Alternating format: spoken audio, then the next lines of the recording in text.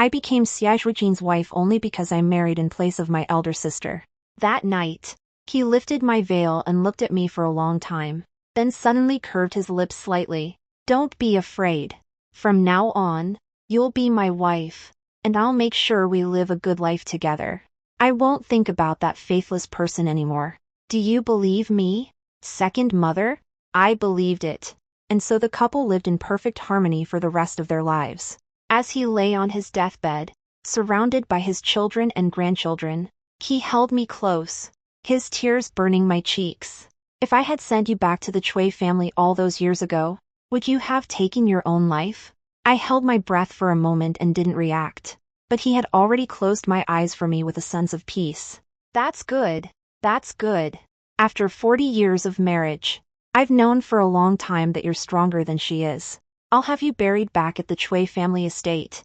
Xianjin, didn't you long for your in-laws' love?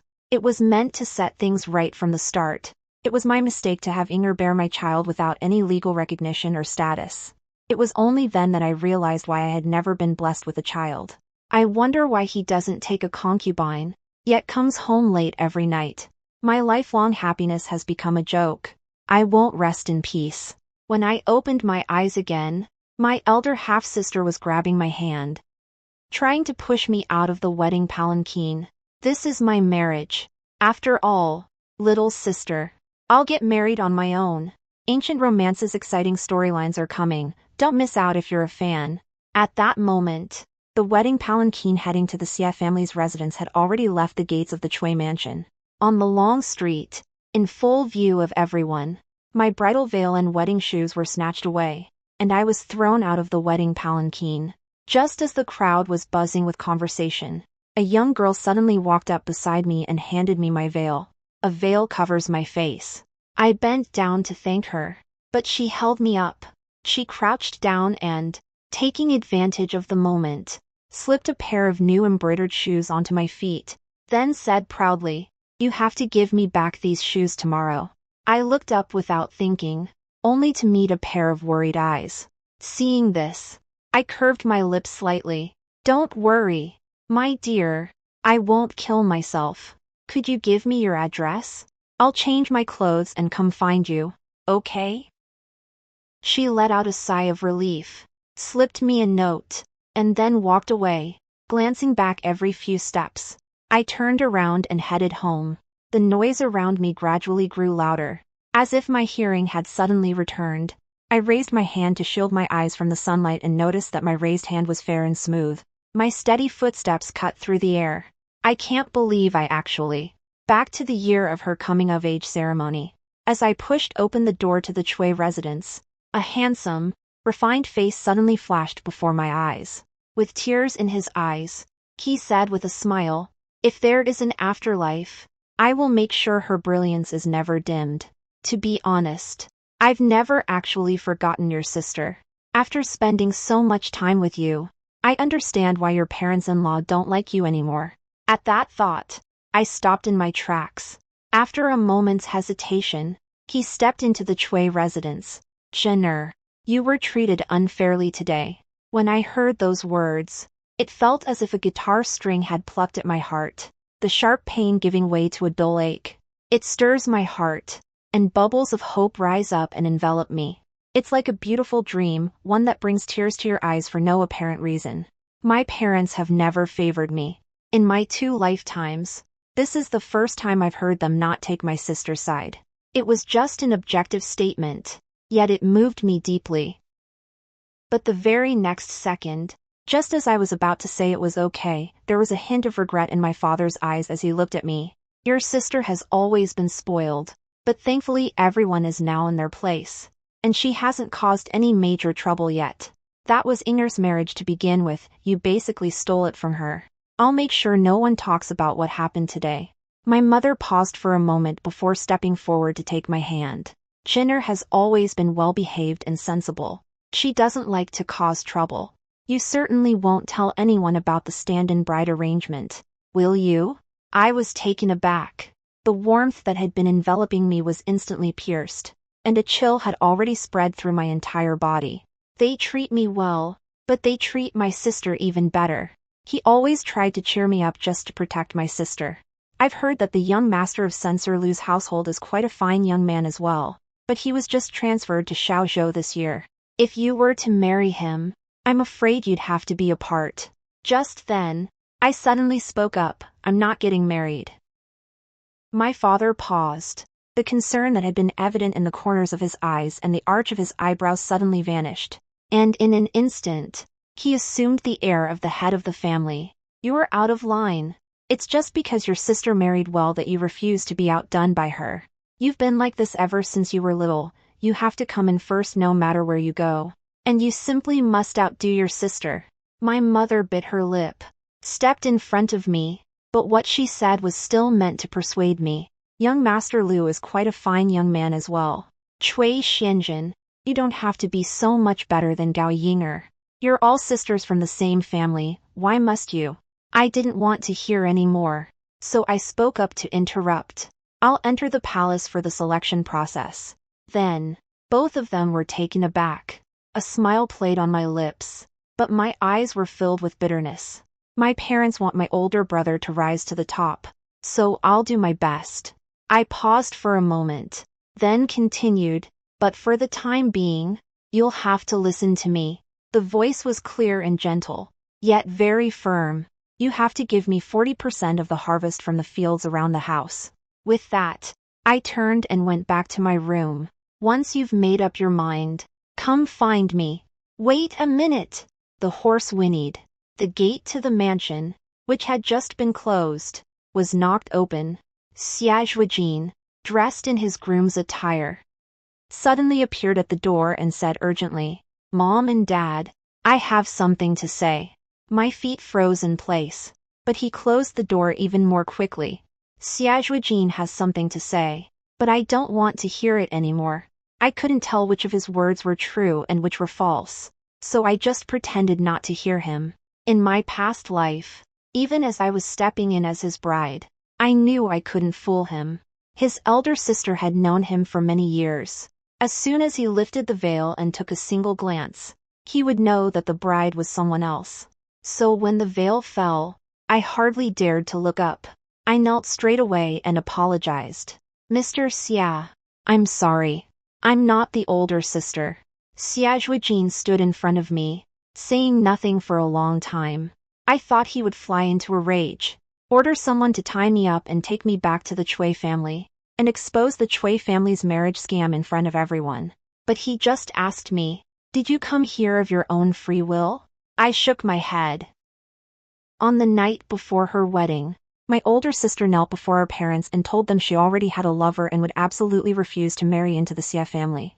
Her father broke the teacup, and her mother held her close as if she were her own little treasure. Weeping, her brother stood by her side, pleading on her behalf. After the commotion lasted most of the night, they all turned to look at me. My mother took my hand, showing a rare moment of tenderness. Chinner, you look just like Inger. Why don't you marry her instead? Of course I wouldn't want to. The Xie family intends to marry the talented Cui Chunin, and Xie Zhuojin also wants to marry his older sister. If I were to take her place as the bride and it were discovered, the Cui family would lose all face, and I wouldn't fare well either. But my father said this was a token of the Cui family's kindness for raising me all these years. My mother said that my older sister was frail and couldn't withstand such hardships. I refused to nod, so they forced me to drink the medicine. When I woke up again, I was already dressed in my wedding gown and seated in the Xie family's wedding palanquin. I told Xie Zhuojin what he had said. By the end, she was sobbing uncontrollably. Take me back, please. The Cui family has wronged you today, but I won't hold it against you. I'm actually really scared. I'm afraid he'll really send me back. My father would be disgusted with me, and my mother would blame me for ruining my sister's reputation. My brother will also think that it's because I wouldn't go along with my sister's wishes that things turned out this way. But I'm even more afraid of Xie Zhuojin. He was the most prominent young gentleman in the capital, born into a distinguished family and renowned for his talents. If someone like that were tricked into marriage, how could they possibly let me off the hook so easily? To my surprise, he bent down and helped me to my feet. Don't be afraid. I stared at him in a daze. He wiped away my tears, speaking in a very calm tone. Now that we've paid our respects to heaven and earth, you are my wife. Your sister didn't want to marry me. She's the one who wronged me. I won't think about that unfaithful person anymore. He paused for a moment, then continued, from now on, I'll make sure we live a good life together. Do you believe me? Second mother? I believed it, because I've never heard those words before. Although I'm also a daughter of the Chui family, I've never been a match for my older sister. The year my older sister was born, my father was in high school. Overjoyed, he planted a crabapple tree in the courtyard, saying that when it bloomed, it would mark the day his pride and joy had grown up. When I was born, my father was away on a work assignment. When he returned, he glanced at me briefly and said that I wasn't as pretty as my older sister, so there was no need to pamper me too much. My older sister's yard is spacious and bright, and she has new clothes all year round. I live in the most remote little courtyard. Even in winter, I often don't have enough charcoal to keep the fire going. On my older sister's birthday, my father would invite a theater troupe to perform at our home. Her mother combed her hair herself. Whenever my brother comes back from his travels, he always brings a box full of gifts. My birthday is shortly after hers. If Mom remembers, she'll have the kitchen prepare a bowl of longevity noodles. If you don't remember it, that day was no different from any other. I, too, have cried and thrown tantrums, but my father said I was immature, and my mother said I always had to compete with my older sister over everything. My brother also patted me on the head and told me to stop making a fuss. After that, I didn't dare ask for anything anymore, until I joined the Xie family. During our first year of marriage, Xie Zhuojin noticed that I rarely used my monthly allowance to buy jewelry. So he took the initiative to take me out on the town and asked me what I liked. I instinctively shook my head. There was no way I liked it. He sighed, then took me on a tour of Chang'an. He took a second look at the hairpin and bought it without hesitation. I paused for a moment at the entrance to the embroidery workshop, and he carried the roll of red satin into the mansion. Blush, perfume, jade bracelets, and even pearl earrings, something I'd never dared to dream of before, filled the table, one by one. I was really panicking. These are too expensive. Xie Zhuojin placed the keys to the storeroom in my hand, speaking in a serious and earnest tone. Xianjin, you deserve better, you don't have to be so responsible. Just that one sentence brought tears to my eyes. It turns out I can be selfish, too. Liking pretty clothes doesn't mean you're immature. Even if I eat one more piece of cake, no one will scold me for having a sweet tooth. I'm afraid of thunder, so he stayed with me all night. I caught a cold, and he stayed by my bedside to feed me my medicine. In the winter, my hands and feet were always ice cold, so he would tuck a warm jade stone into my blankets, while he himself spent the night freezing in his study. My mother-in-law doesn't like me. He thinks I'm a fraud and unworthy of being the matriarch. She made me kneel in the ancestral hall, but Xie Zhuojin stood up for me and knelt beside me when he came back. His mother-in-law was so furious her face turned as pale as gold paper. Yet he didn't even get up. Mother, Xianjin is my wife. If you think she is at fault, then I am at fault as well. No one has ever stood up for me wholeheartedly since I was a child. So that's what I thought at the time. Even if everyone in the world disliked me, as long as Xie Zhuojin likes me, that's enough. Later, he even took me to a spring banquet at the palace. Before the banquet had even ended, the tyrant sent men to escort us into the imperial study. The palace doors closed behind him. The tyrant sat at the head of the table, his gaze fixed on me for a long time. Without realizing it, I ducked a little behind Xie Zhuojin. He didn't turn around, but took a step to the side, shielding me completely behind him. His Majesty smiled. Xie Zhuojin, I have heard that you possess the talent to serve as a chancellor, but now he's just a lowly historian. It's a waste of his talent. Xie Zhuojin bowed in greeting. I am still inexperienced and would not dare to presumptuously seek a high position. But the tyrant raised a finger and pointed at me. Present her to me. Tomorrow, you may take up your post in the secretariat. My whole body froze. At that time, everyone at court knew that the tyrant took pleasure in forcibly taking his ministers' wives. Few of the women who fell into his hands lived to see another year. I'm really afraid of dying. But I also know that Xie Zhuojin has spent many years studying hard. Also that one day he might become a minister and join the cabinet. As long as he agrees. Everything he wanted was within his grasp. I even thought about agreeing to it on my own. At least this way, he won't be put in a difficult position. But Xie was suddenly dropped to his knees. Your Majesty, she is my first wife. The smile on the tyrant's face faded. Just the daughter of a minor official. If you're not ready to let go, I won't force you. But once you walk out that door today, you'll be nothing but a historian for the rest of your life. Xie Zhuojin didn't hesitate. I won't change my mind. After leaving the imperial study, I couldn't stop crying. I asked him if he regretted it. He wiped away my tears. If that wealth and prestige came at the cost of my wife, I'd rather do without it. As it turned out, he never received another promotion after that. My former classmates have been joining the 6 ministries one after another. Even those who were once not as good as him have gradually surpassed him. He alone remained at the historical archives, transcribing old manuscripts and compiling the history of previous dynasties. Everyone felt sorry for him. I feel even more guilty. I thought he had cut off his own path to success with his own hands just to protect me. So I told myself, since he was willing to give up his future for me, I should do everything in my power to help him regain what he's lost. Bit by bit. The year I had a miscarriage. I had already been married to Xie Zhuojin for many years. At that time, I was 3 months pregnant.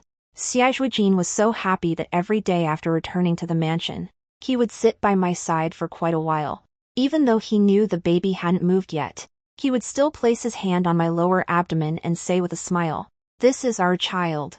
I asked him who he wanted his child to be like. He said I look like him. Be a little more compassionate. Like you, don't be like me.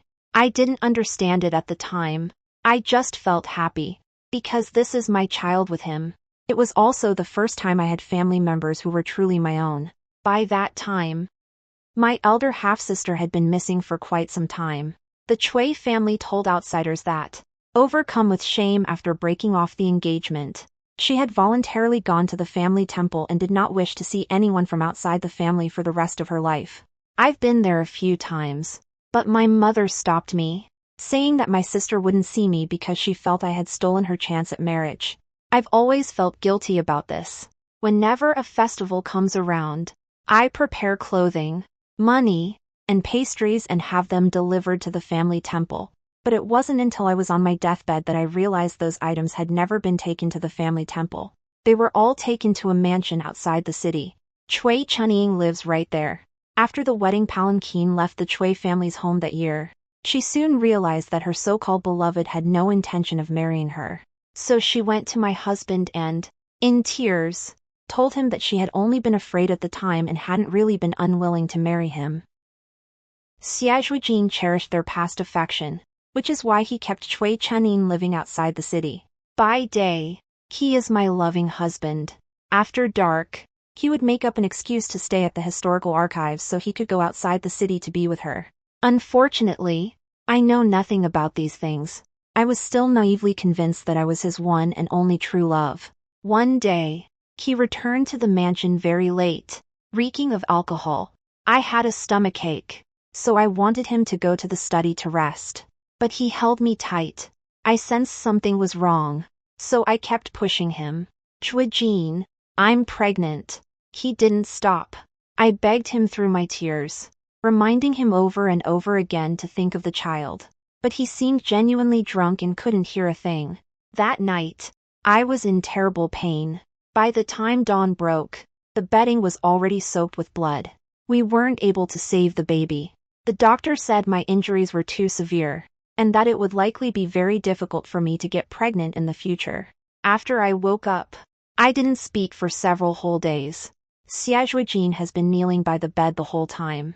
He slapped himself hard across the face and, in tears, apologized to me.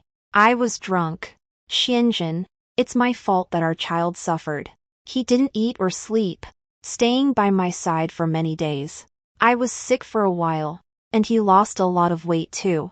Everyone says that, having lost his child, he's probably not feeling any better than I am. His mother-in-law also urged him to take a concubine. He refused right in front of the whole family. I have had only one wife in my life, Xianjin. It doesn't matter whether we have children or not. Everyone in Beijing praised him for his deep affection. I was moved, too. I even feel that by not being able to give him a child, I've let him down after all he's done for me. Since then, I have devoted myself even more wholeheartedly to managing the Xie household. Since he couldn't get promoted, I helped him make connections with the noble women of various households. I've never been fond of attending parties, nor am I good at socializing with others. But for the sake of his future, I still forced myself to learn. I remember clearly which matriarch loves to listen to opera, which lady suffers from chronic headaches, and which official is eager to arrange a marriage for his son. I thought that as long as I worked hard enough, I could always pave a new path for him. But Xie Zhuojin had never even thought about getting promoted. The history museum is quiet and unassuming. Only by staying there would it be convenient for him to leave the city every day to spend time with Cui Chunying. Later, Cui Chunying gave birth to a son and a daughter for him. When the child was a little older, he was sent to the Xie residence. Xie Zhuojin said that it was an old friend entrusting his child to his care. I feel sorry for them because they lost their parents at a young age, so I treat them even better than my own children. She taught them to read, arranged their marriages, and even shared her dowry with them. On the day she passed away, they knelt by her bedside, calling her mother over and over again. I thought that even though I would never have children of my own, I would at least be surrounded by my children and grandchildren. It wasn't until Xie Zhuojin hugged me and told me the truth that, Xianjin, they are my child and Inger's child. My breath caught in my throat. Xie Zhuojin, however, is still crying. He said he had never intended to be unfaithful, but that night he got drunk, and Cui Chunying became pregnant. He was worried that after I gave birth, her child would never be able to live in the open, so he deliberately drank alcohol and deliberately caused me to have a miscarriage. I stared intently at him. Suddenly, I remembered what had happened in the imperial study. I asked him, "Since you never loved me, why didn't you offer me to His Majesty back then?" Xie Zhuojin was silent for a long time. Finally, he leaned close to my ear and whispered to me, "His Majesty is a tyrant. If you enter the palace, you won't live more than a few years. If you die, the Cui family will force me to marry Inger. She's too spoiled and doesn't know how to run a household. We need you to handle the day-to-day affairs and social obligations of the Xie household." I see. It's not that he doesn't want to let me go. It's just that I'm useful.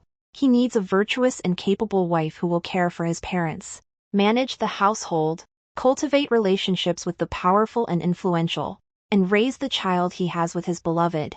What I had always thought was affection turned out to be nothing but manipulation. I want to ask him why he's treating me this way, but my throat was already too tight to make a sound. Xie Zhuojin closed my eyes for me, still muttering to himself, "If I had sent you back to the Cui family all those years ago, would you have taken your own life?"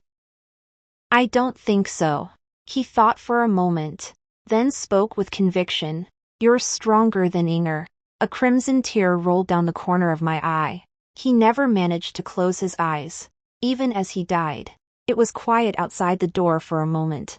Xie Zhuojin knocked on my door after all, gently but urgently. "Xianjin, open the door."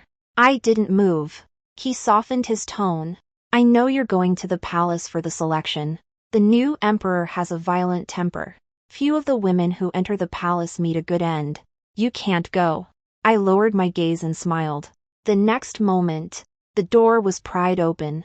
Xie Zhuojin is still wearing his wedding attire. When he saw me, he visibly let out a sigh of relief. I've already heard about what happened today. It was Inger being willful, but she has already married into the Xie family, so the position of primary wife can only be hers. I looked up at him and suddenly smiled. "So what?"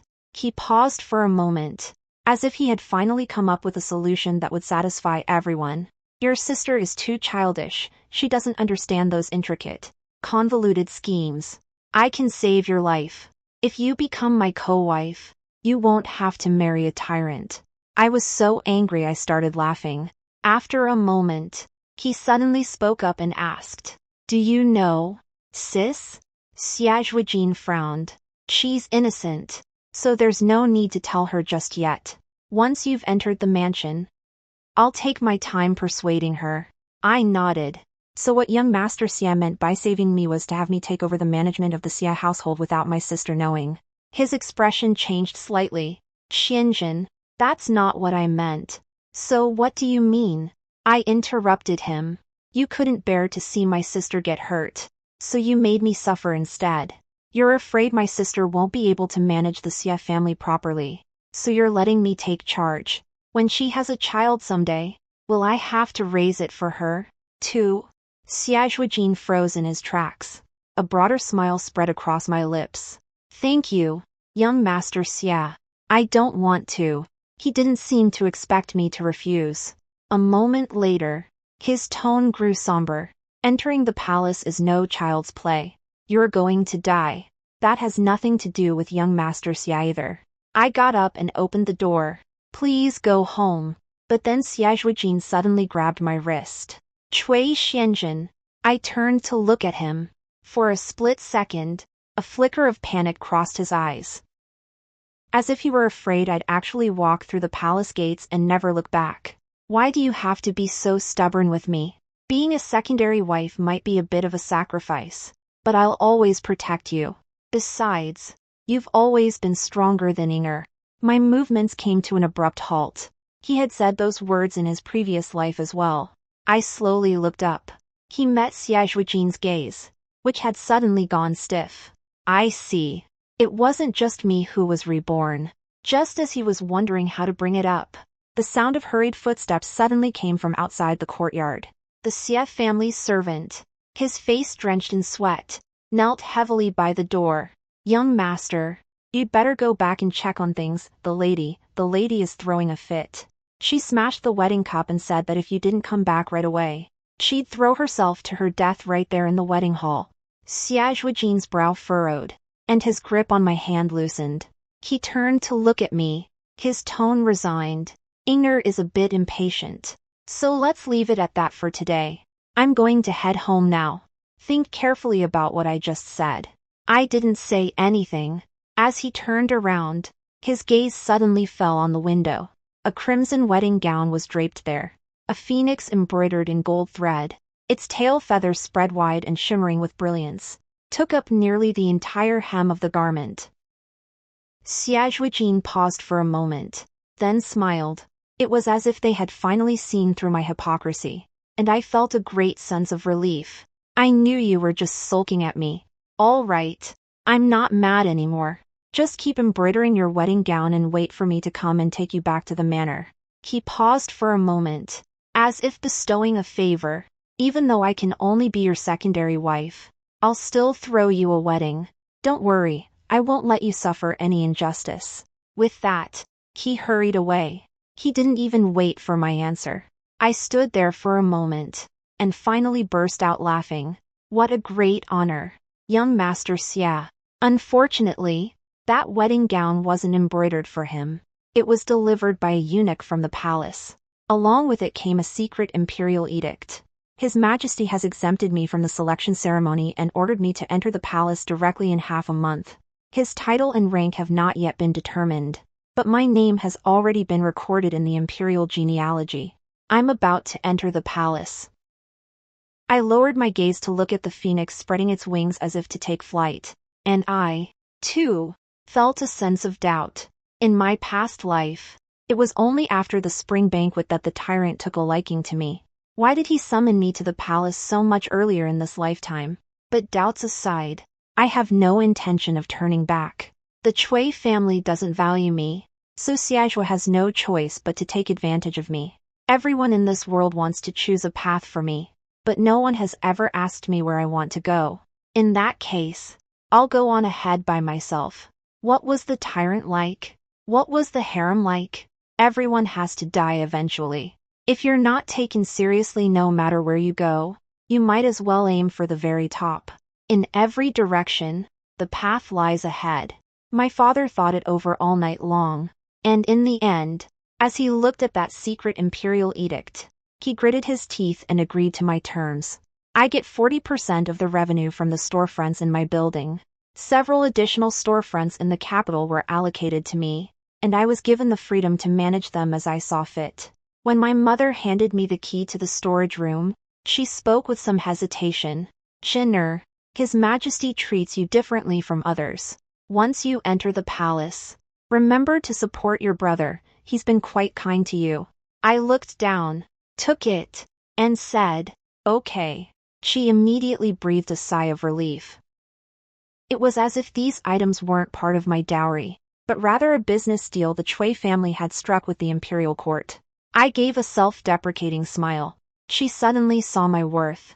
Yet even though the tyrant was notorious, she didn't say a single word about being careful on the palace grounds. After receiving the money, I began by replacing all the servants in the courtyard. He also had people secretly purchase medicinal herbs, silver needles, and light armor for self-defense. The waters of the palace run deep. Although I never actually entered those mansions in my previous life, I had been associating with the noble women of various households for many years, so I do have some understanding of them. He went out of his way to bribe an elderly palace matron, asking her to compile a detailed list of the palace's mistresses, maids, eunuchs, and all the various connections, and send it to him. He gave her a large sum of gold and silver and even settled her son's gambling debts for her. Regardless of how much of it is true or false, it's better to be prepared just in case. When my mother found out, she praised me for the first time for thinking of everything. My father even came to ask me personally if there was anything else I needed, and he had someone take care of it. My older brother even sent a maid skilled in martial arts for me to take into the palace. "She can protect you."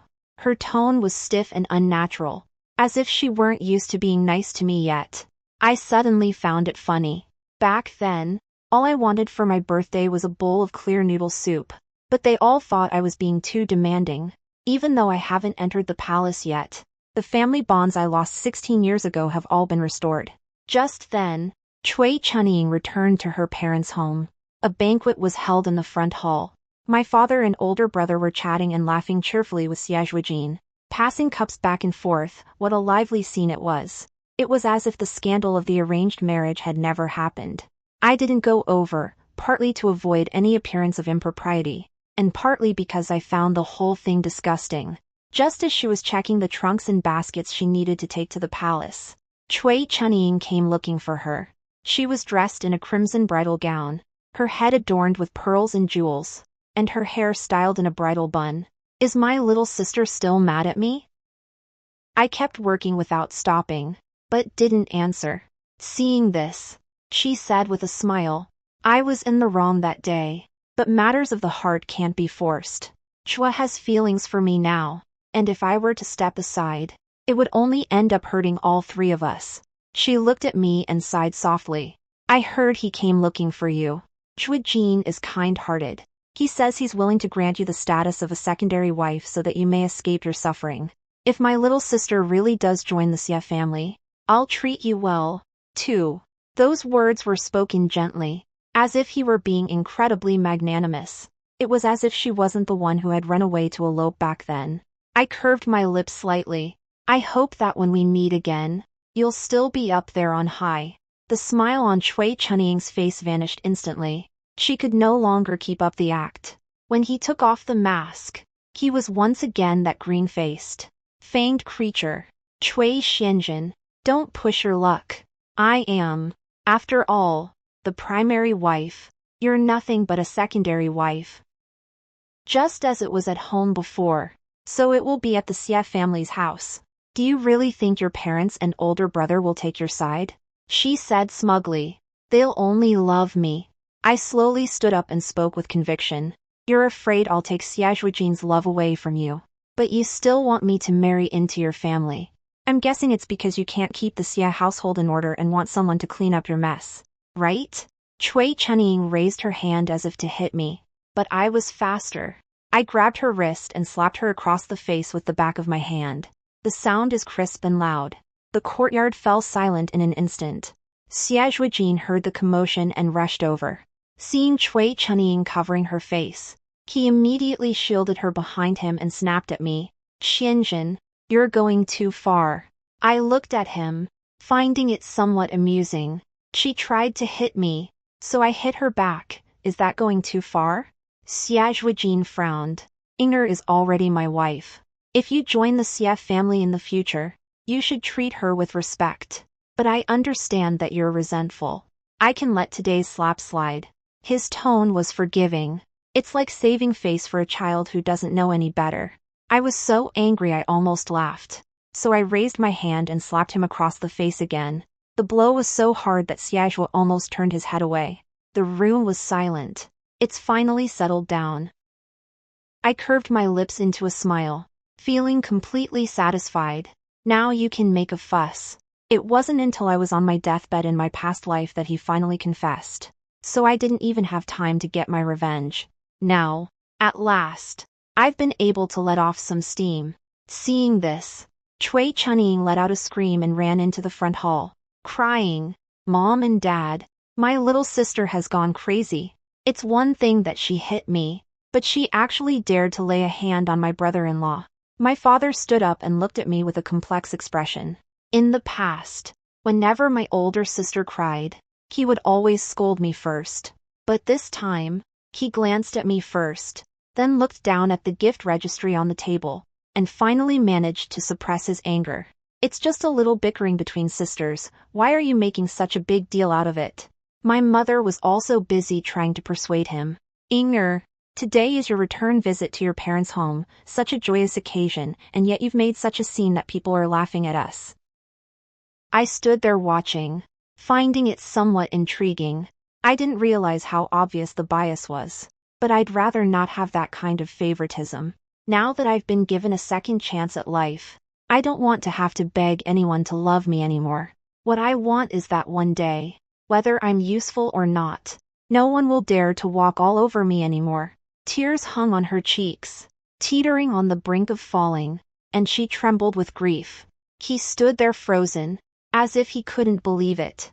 Cui Chunying probably never imagined that the person who had always looked out for her since she was a child would suddenly show a different side just 3 days after her wedding. The post-wedding banquet ended on a sour note. Before Xie Zhuojin left, he looked back at me for a long time, then suddenly smiled. "Chinner, you've really gone to great lengths to get my attention." I didn't feel like wasting any more words on him, so I turned around and went back to my room. I'm going to the palace, but there's still one thing left to do. I still owe someone a pair of embroidered shoes and a conical hat. The address on the note is in Huaihua Alley in the southern part of the city. I had someone carry the thank you gift over there, but the alley, which was usually bustling, was eerily quiet. At the end of the path, the gate to the courtyard stood ajar, and the threshold was covered in blood.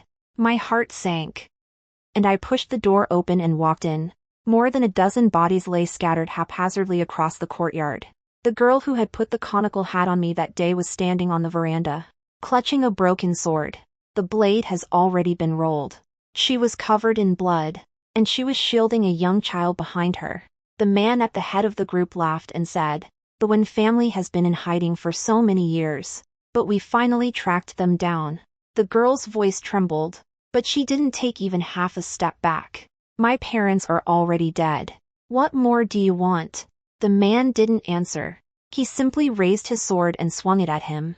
The guard behind me rushed forward first. Amid the flash of swords and blades, the young girl stared at me in surprise, as if she hadn't expected it to be me. After all, they were the Imperial Guards. The man in black was no match for them and was quickly defeated. I walked over to her, helped her steady herself, and patted her arm reassuringly. "As promised, I'm here to return the favor." She opened her mouth, and tears suddenly began to fall. I'm the only one left in my family. I looked down and saw that the child behind her had long since stopped breathing. It was only because she had tied him to her back with her belt that he didn't fall over. She has held on, surrounded by the remains of her entire family. All this time, fearing that someone might report us to the authorities. I made sure to properly bury the remains of the Wen family. However, a few of their enemies managed to escape. When Yuan knelt before the altar and stayed awake all night. At daybreak, she came to me and knelt down straight away. You saved my life. Young lady, this life is yours. I looked at the wound on her hand. Miss Wen, I'm about to enter the palace, but it may not be any safer there than outside. When Yuan looked up, tears welling in her eyes. I don't have a home anymore, and I don't know where I'm supposed to go. I paused for a moment, then helped her up from the floor. If you believe in me, then come with me. One day, if you manage to avenge your great wrong, you can go wherever you want. When Yuan clutched my hand tightly and didn't say a word for a long while. Soon, the palace gates swung wide open. I took her with me and walked inside. A small palanquin entered through the main gate and took me straight to the emperor's private quarters. As soon as this news broke, both the imperial court and the harem were thrown into an uproar. Everyone says the new emperor has been blinded by my beauty. He granted me special permission to stay in the imperial bedchamber before he had even met me. She is truly a wicked concubine and a source of trouble, an omen of the nation's downfall. I thought His Majesty would show some restraint, but after hearing this, the tyrant clapped his hands and burst out laughing. I'm delighted that they're insulting me like this. Then let my decree be issued, have this demonic concubine attend to me tonight. As I entered the hall, I heard Yuan's hand already clasping the flexible whip at her waist. Her swords and daggers had all been taken from her, but she still had her whip. I had long heard that His Majesty was tyrannical, even before she entered the palace. She said that if my life were ever in danger, she would risk her own life to take that tyrant down with her. I shook my head at her. The palace doors closed. Wave after wave of palace attendants withdrew. The tyrant sat on the couch and raised a finger to point at his sash, a gesture that actually signaled for him to be excused from the formalities. The demon concubine? Is that right? Come here and help me change.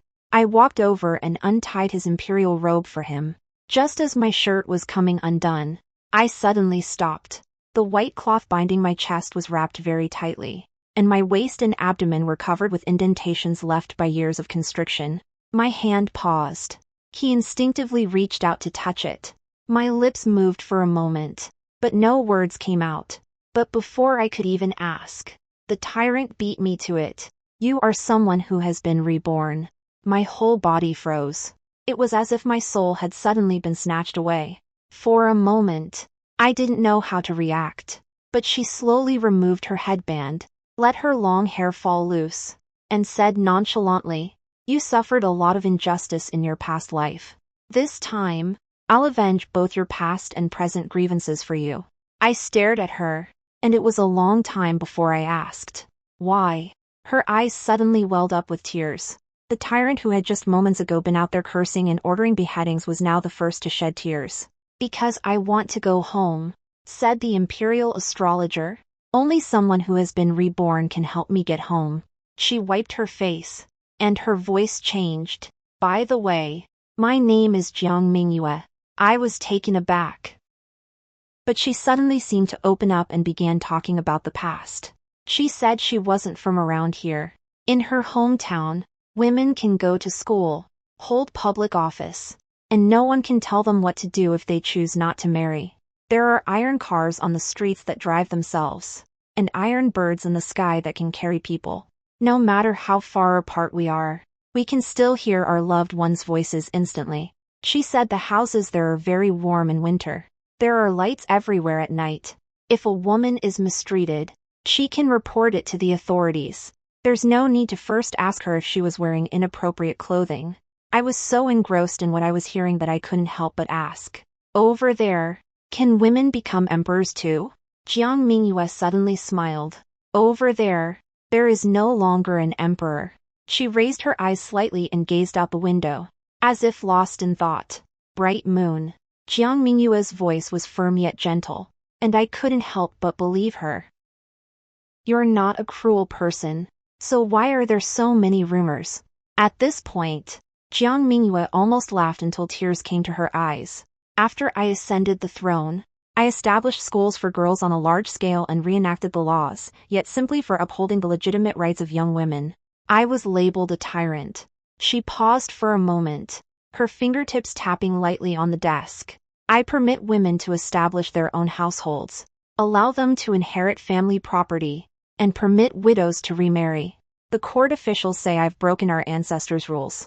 I ordered an investigation into the clan that drove my daughter-in-law to her death and had several local gentry executed for treating human life with contempt while hiding behind the veil of their chastity arches, and they accused me of being bloodthirsty. I also abolished the old law that sentenced women found guilty of adultery to death by drowning in a pond, and replaced it with a law holding both men and women equally liable. She burst out laughing, feeling absolutely elated. This time, they really can't take it anymore. I stared at her in a daze. Jiang Mingyue, however, still looked as nonchalant as ever, as if what she was saying weren't a matter serious enough to shake the imperial court to its core. They called me a hen crowing at dawn and said women shouldn't discuss politics. So I threw the memorial right in their faces and asked them, if women aren't allowed to discuss politics, why do you have no qualms about using the tax silver we pay? They say women are naturally weak and unfit for great responsibilities.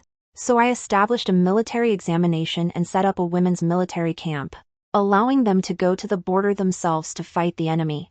Later, when the women's camp distinguished itself in battle, those people said again that I was deliberately elevating women and disrupting the balance between yin and yang. As she said this, her eyes suddenly crinkled with a smile. You see, they're not afraid of my cruelty. They're just afraid of those who once knelt rising up. The candlelight flickered softly inside the hall. She sat on the dragon-shaped couch with her long hair cascading down her back, her brow and eyes still betraying a hint of frailty. Yet the sound of his voice rang out clearly. I've killed people, and I've raided the homes of quite a few parasites. I love to kill those who embezzle disaster relief funds, abduct women, and use the law to cover up their own misdeeds. She paused for a moment, and her tone immediately lightened.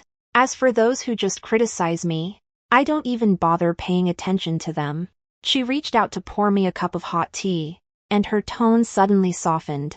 The more fiercely they curse, the more it proves I've hit them where it hurts. I took the teacup, and my palm began to warm up little by little. Jiang Mingyue looked at me. Xianjin, I can't be a sage. I can only make the wicked fear me and give the weak the courage to live.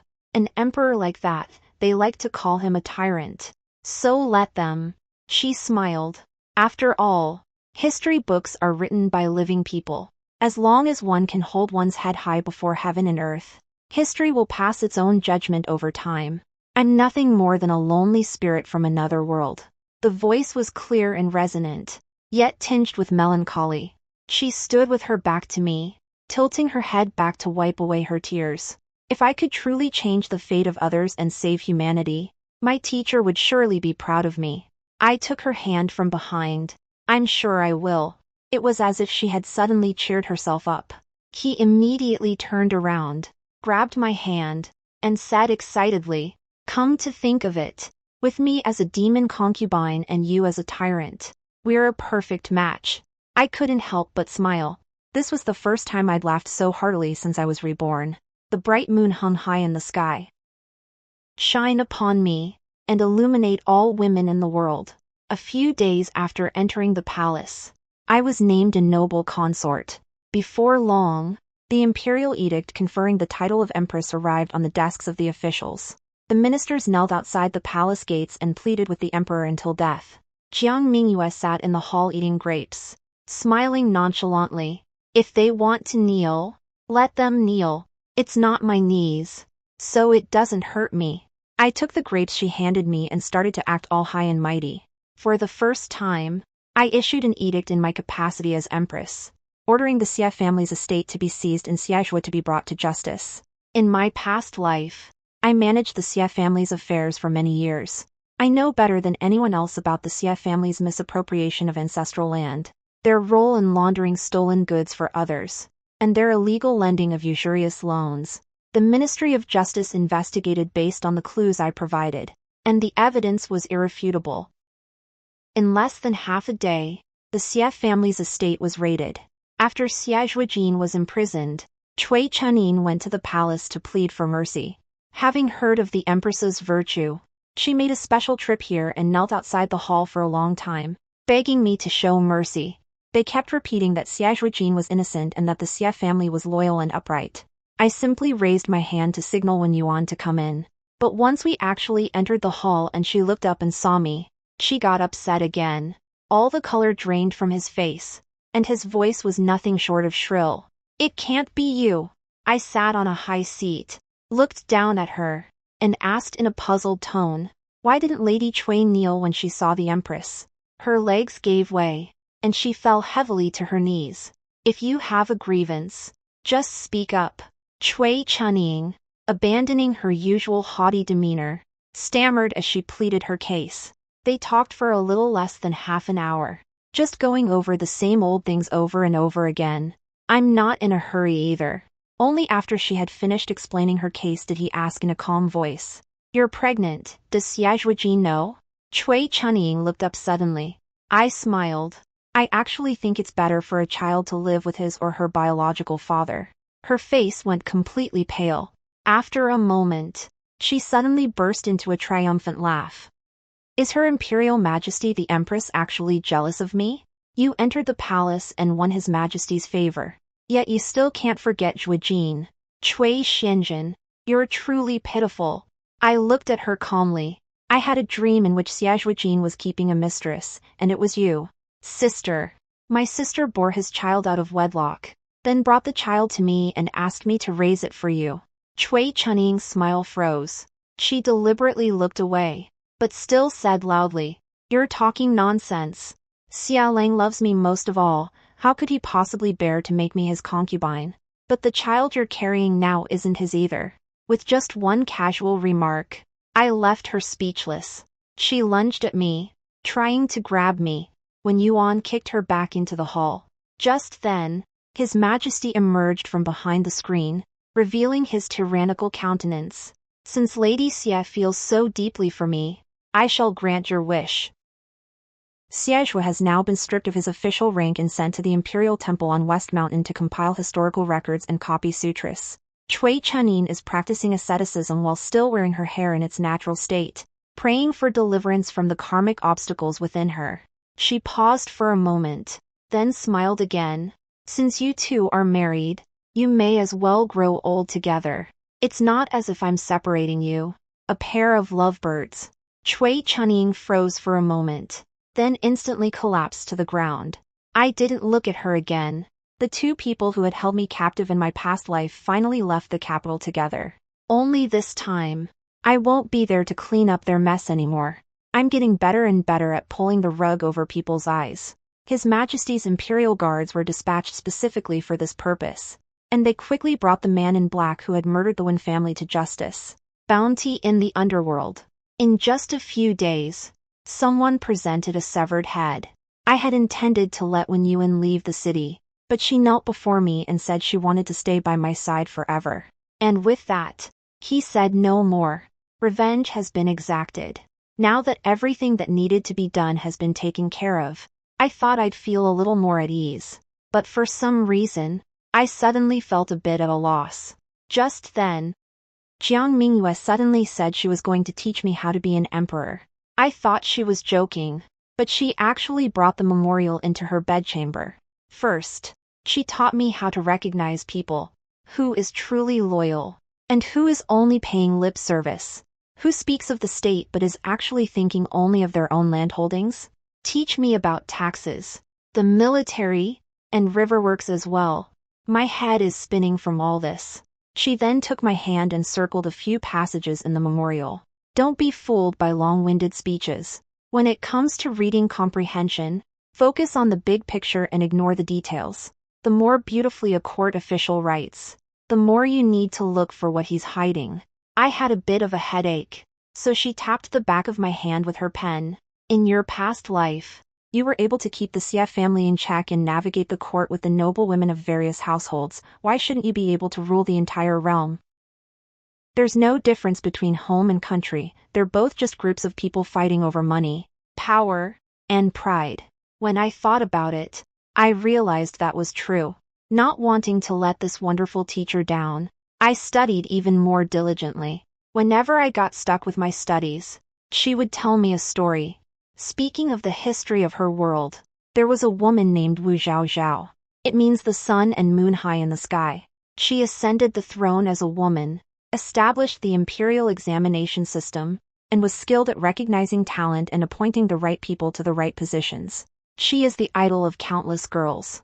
I asked, puzzled. An idol? Jiang Mingyue shoved the red brush into my hand. It means that women everywhere look up to her as a role model.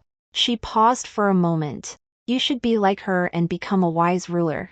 I stood there dumbfounded for a long time, then pointed to my chin. Me? She smiled and pinched my cheek. It's you. Of course. I'll teach you everything before I leave. I don't feel comfortable leaving this world in someone else's hands. I finally couldn't help but ask. Why me? I hesitated for a moment, but then gritted my teeth and spoke up. You were there when Cui Chunying came that day. It's clear that she, too, retains memories from her past life, and it seems likely that Xie Zhuojin has also been reborn, even if you ignore these jerks. There are surely plenty of people who've been reborn, you don't have to. Because you saved me. She stroked my cheek and said firmly. It has to be you. Choi Xin-jin. To hell with royal blood. You saved me. So it has to be you. She did not live in the palace when she was a child. The late emperor, wary of her biological mother, raised her in a secluded residence outside the palace. When there's no one watching, anyone can take advantage of you. She has the soul of an adult, yet she is trapped in a child's body. The harder you fight back, the harder you get beaten. Those kids made fun of her for being neither boy nor girl. Not only did they chase after her calling her second chair, but they also snatched her food and fed it to the dogs. Since she couldn't compete with the stray dogs, she had no choice but to go hungry. On one occasion, she went without food for 3 days and collapsed in the alley behind the Chui residence. I climbed over the wall and handed her the osmanthus cake I was holding. Later on, I often sneaked her some food, and I even stole my older brother's old cloak once. That's how it was in a past life. It's the same in this life, too. Jiang Mingyue's eyes crinkled. You've saved me every single time. I guess this is what they call fate. I stood there, stunned. All I remember is a frail child in the back alley. He didn't talk much, but he ate quickly. Then he suddenly disappeared. It turns out she was of royal blood all along. She had endured humiliation for many years before finally leading her troops to stage a coup. I thought to myself at the time, she took my hand. If I ever come to power, I will make sure that little girl who gave me food will live in peace for the rest of her life. But in my past life, by the time I found you, it was already too late. I felt a lump in my throat, but she wiped away my tears for me. At least we still have time this time. From then on, I accompanied her to court every day. At first, he sat behind the screen. Later on, whether it was disaster relief, military pay, or salt administration, she always let me make the initial decision. I was afraid of making a mistake, but she said, if you make a mistake, just correct it, there's still time to make things right. During my first response to the flooding in Hedong, I uncovered embezzlement from the government granaries, which led to the exposure of more than 10 officials. The disaster relief funds were delivered promptly, and no unrest broke out in Hedong. After reading the report, Jiang Mingyue simply praised me, saying, well done. I held onto that piece of paper for half a day without letting go. Xie Zhuojin used to praise me back then, it was just to get me to work my fingers to the bone for him. My parents praise me because I'm useful to my older brother. But Jiang Mingyue said it was only because I really did a good job. When Yuan also started following my lead. She is bold, meticulous, and skilled in martial arts. When palace maids were mistreated, she stood up for them and sought justice on their behalf. After a girls' school was attacked, she personally led a team to apprehend the perpetrators. Gradually, everyone came to know that there was a certain minister in the Empress's inner circle. She follows the law to the letter and shows no regard for human feelings. She's a tough, no-nonsense woman. Everything is thriving. Until that day at the morning court session. The tyrant suddenly coughed up a mouthful of blood. He closed his eyes and fainted right there during the morning court session. The imperial physicians were kneeling all over the floor. It wasn't until I pressed her that I learned she was already on her last legs. Mingyue was, in fact, a soul from another world. To have remained here all these years has already been an act of defying fate. When she woke up, her face was as pale as gold paper, yet she was still laughing carefree. All right, stop crying. My greatest wish is to go home. I'm not dying, I'm going home. So you don't need to be sad after I'm gone. She took my hand. My palm was no longer warm, it was bone-chillingly cold. Besides, you'll fulfill my last wish for me, won't you? I leaned over the edge of the bed, tears streaming down my face. She wiped away for me. If you ask me about regrets, I actually do have one. Bright Moon's voice grew fainter and fainter, but she still managed to speak. I want you to ascend the throne as my daughter. I stood there frozen, but then she spoke again. When I arrived, things had already gone completely awry. I'd been planning for years, but I still didn't get what I wanted. They don't want a woman to become emperor. I've fought for this for so long, yet I still have to wear a man's imperial robe. She took a deep breath and said with conviction, "Why not? Over there. It's long been proven that only the female bloodline can truly be carried on. What are men, anyway?" I laughed through my tears. She, too, laughed heartily, looking up at the sky. Finally, she carefully placed the imperial jade seal in my hands. "Xie Zhuojin, take a look for me and see what the world will be like once a woman reaches the very top." As soon as he finished speaking, she slowly closed her eyes. The bright moon hangs high in the sky outside the window. The great beam has lost the moon. But my bright moon, she's finally come home. After Jiang Mingyue's death, the officials indeed rebelled. They said a woman could not become emperor, and that because I was born in the inner quarters. I was unworthy of ruling the empire. Holding the imperial seal, I walked into the golden hall. When Yuan stood behind me, holding a knife. Outside the hall was the women's camp left behind by Jiang Mingyue. I lowered my gaze to the courtiers kneeling on the ground and drew my sword to behead the most vocal of the powerful ministers. His eyes were wide open. He died with them still open. But I just smiled and asked only one question. The late emperor's posthumous edict is right here. Who dares to disobey? No one dared to answer. Because there are only my people outside the door. I put on the imperial robe left behind by Jiang Mingyue and stepped before the assembled ministers. She asked me to see for her what the world would be like once a woman ascended to the highest position. Then I will examine her myself. On the day of his accession to the throne, the Cui family knelt at the foot of the imperial dais. My father shed tears, and my mother prostrated herself on the ground, addressing me as Your Majesty. I didn't look at them. Xie Zhuojin has just sent a blood-stained letter from Xishan, saying that he wronged me in a past life and is willing to die in this one. I wrote just 4 characters. Then die quickly. Forget about those golden words of wisdom these days. Soon, news of his death reached us. I shrugged, without even looking up. The past is behind me now. I have more important things to do. Later, I established a Department of Women's Affairs, created the position of female official, and permitted women to inherit titles, establish households, and enter government service. With the old laws abolished, girls' schools sprang up everywhere. When Yuan was in charge of the penal system, wore a gold seal, and served as an imperial attendant, everyone in the court addressed her as Minister Wen. She was still standing beside me, just as she had been all those years ago when she helped me put on my embroidered shoes, standing shoulder to shoulder with me. But this time, no one dared to look down on us or make fun of us anymore. Many years later, I climbed up to the palace grounds. The lights of Chang'an shine in countless homes. It has become commonplace for women to study, engage in business, participate in politics, and ride out of the city on horseback. But I looked up at the moon, my voice catching slightly.